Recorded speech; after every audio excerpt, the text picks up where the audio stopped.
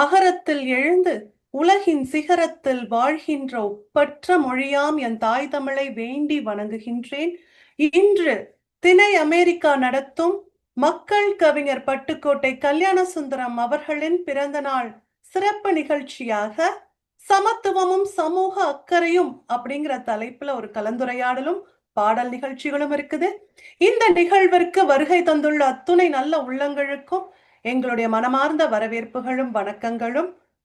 அடுத்ததாக திரைக்கு பின்னால் இருந்து இந்த நிகழ்வை செம்மையாக நடத்த ஏற்பாடு செய்து கொண்டிருக்கக்கூடிய திணை அமெரிக்கா தூண்களாக இருக்கக்கூடிய தோழர் இளமாறன், தோழர் பிரபு, பாலா, ரவி மற்றும் செந்தில்நாதன் ஐயா அவர்களுக்கும் இந்த தருணத்திலே மனமார்ந்த நன்றிகளை உரித்தாக்கிக் கொள்கின்றோம்.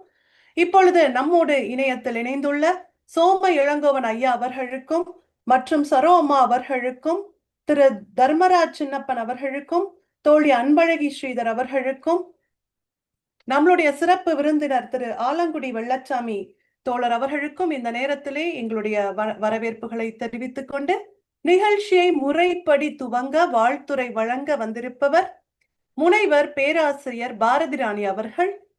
பேராசிரியர் அவர்கள் தமிழ் பேராசிரியராக, உதவி பேராசிரியராக தமிழ் உயராய்வு மையம் அழகப்பா அரசு கலைக்கல்லூரி காரைக்குடியிலே சிறப்பாக பணியாற்றி கொண்டிருக்கிறார்கள்.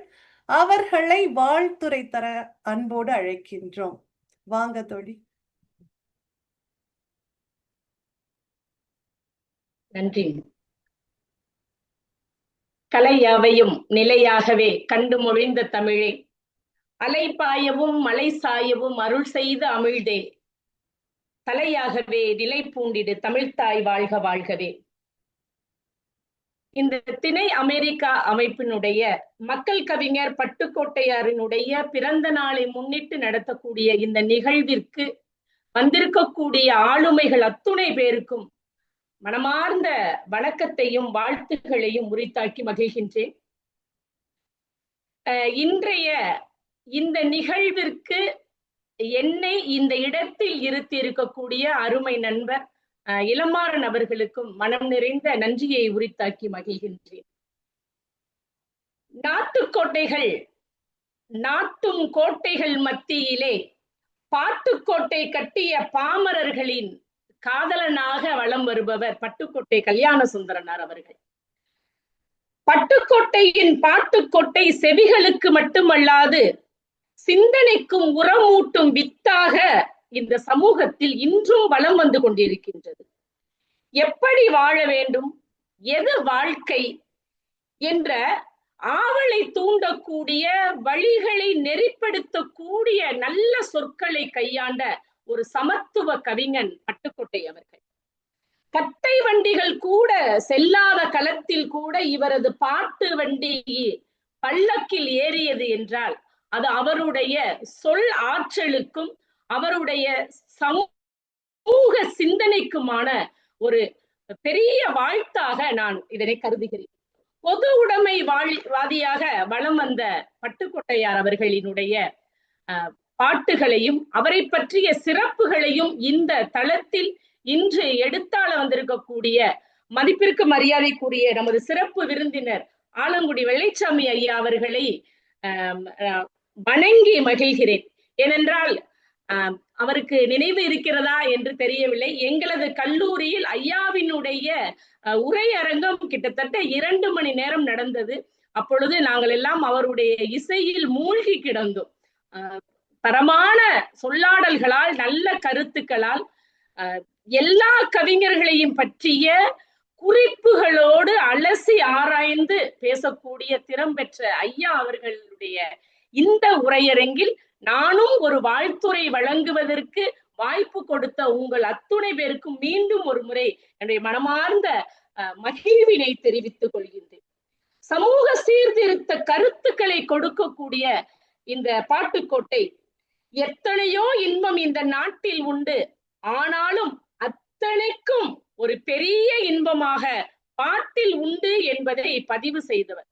எல்லோருமே திரைப்படங்களை பார்க்கின்றோம், ஆனால் திரைப்படத்தில் இருக்கக்கூடிய எல்லா பாடல்களும் மனதில் இருக்கிறதா அப்படிங்கிறது ஒரு கேள்வியாக முன் இருக்கின்றது.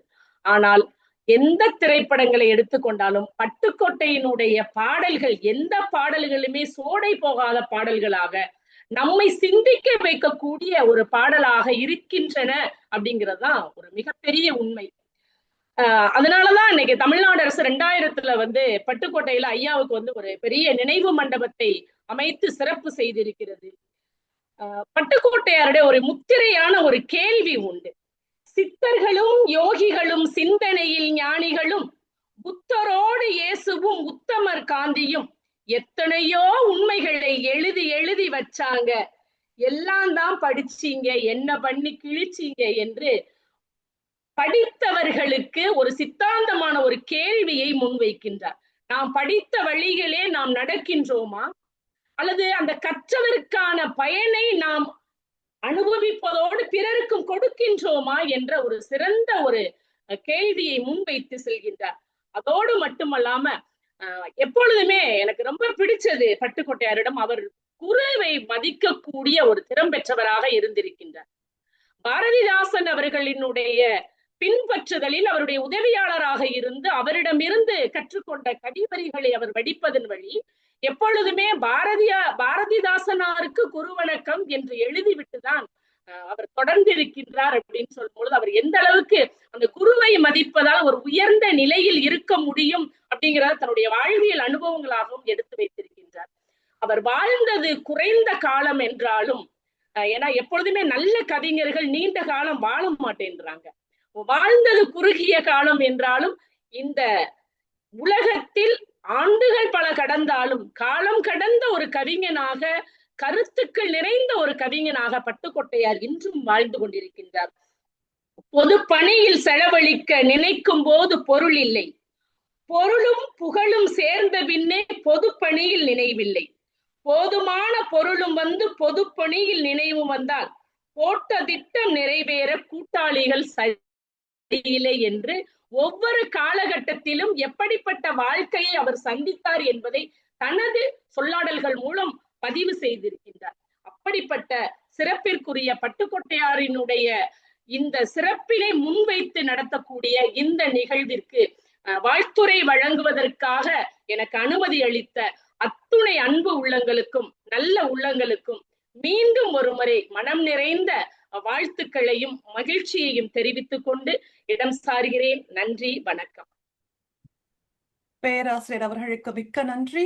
சிறப்பான ஒரு வாழ்த்துரை, அழகான ஒரு தமிழிலே, சிறப்பான ஒரு உச்சரிப்பிலே கூடுதல் பட்டுக்கோட்டையார் அவர்களுடைய கூடுதல் செய்திகளை எல்லாம் எங்களுக்கு தந்து அவர் வைத்த ஒரு கேள்வியை முன்வைத்து அழகாக உங்களுடைய வாழ்த்துரையை வழங்கியிருக்கிறீர்கள். மிக்க நன்றி.